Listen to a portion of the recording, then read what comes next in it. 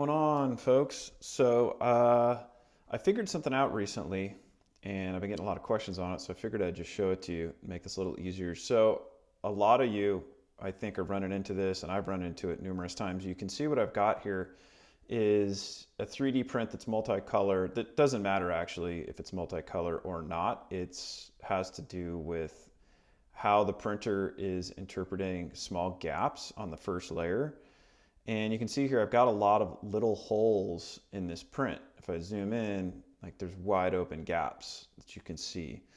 Um, I'm not getting bordering, which I know some folks have complained about that. You can see here, these letters are pretty crisp. You don't see like an added border. It's very faint if you look where my cursor is. But overall, I mean, unless you get under this very, very close, the print's really good. It's great quality. It's just that we need to get rid of these gaps. So I'll show you what I did to fix those. But first, I can show you the aftermath. And well, I'm zooming way in here, so you can see it's going to look a little worse than it actually is. But all those gaps up here are gone. There's no gaps around the edges.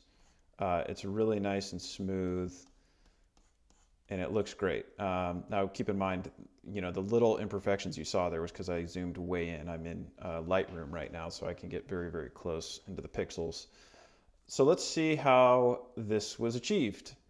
First of all, it's worth mentioning just real quick, in case you haven't seen this, a lot of folks do this in Fusion, I as well, and this started as an Illustrator file. So in Adobe Illustrator, I designed, well, this already exists. This is a standard logo, I guess you could say, but I'm altering it for my father-in-law, and so I did some like little customizations to it, but all of this stuff is just vector artwork. And this is a process that you can use to bring in artwork or logos from Illustrator into Fusion. So what I did is I created this artwork and then I saved it as an SVG to my desktop. And then I went over to Fusion, and you can go up to the upper menu where it says Insert, Insert SVG.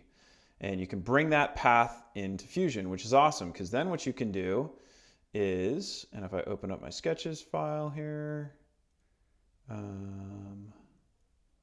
whoops, yeah, let me turn off the bodies. There, you can see, okay? So there's all the paths, and then you go about extruding your paths, and you eventually will end up with bodies, and you'll end up with a lot of bodies. And what I did for organizational purposes is I start kind of putting them into folders, and this makes it easier to export these as groups.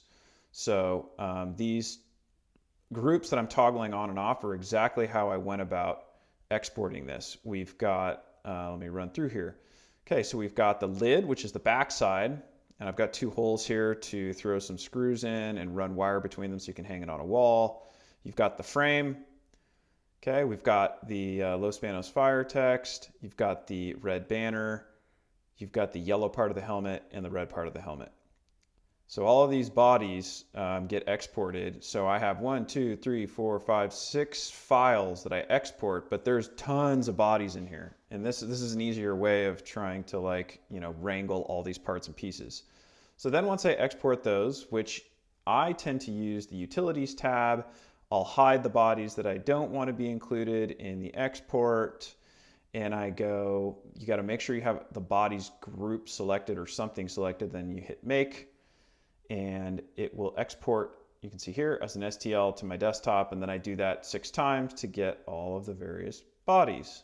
So in Slicer, what you can do, which is nice, and you're not going to be able to see this because my cursor's off screen, but you can drag a group of files and just yank them all in. And is this multi-part? Yes, it is. And I didn't bring in all the parts. Really, all we really care about is the first layer portion, so that I can show you, you know, what was done here. And then what you can do to colorize these is if you go over to your Objects tab, this is kind of nice. We could just hit 3 for slot 3. Let me do that again. 3 for slot 3. This is the banner. That's going to be red. Helmet part, red. And bingo. So now, you know what happened here? Interestingly, oh no, I'm sorry, it was just selected. I thought it was misaligned.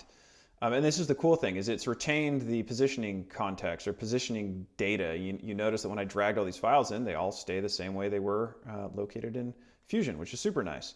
All right, next, the way to fix the gaps, and what I did, now this might not be the only way to do this, I'm sure there's a number of ways to do this. First of all, down here on the left, Arachne, this wall generator will help filling in small gaps.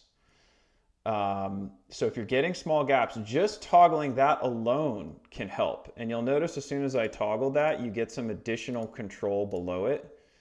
I didn't tweak any of these. I just left them as they were. What I also did was I edited my generic PLA profile temporarily. You could save this as a preset. And what you want to look at here is flow ratio. Now, a little bit goes a long, long way. So I changed this from 0.98 to 1.1. So I went up ever so slightly. And by doing that, it will affect all these other filaments, which is what I want, because they're all using the generic PLA profile. Slice your plate, send it off to your printer, and you should end up with gapless first layer print.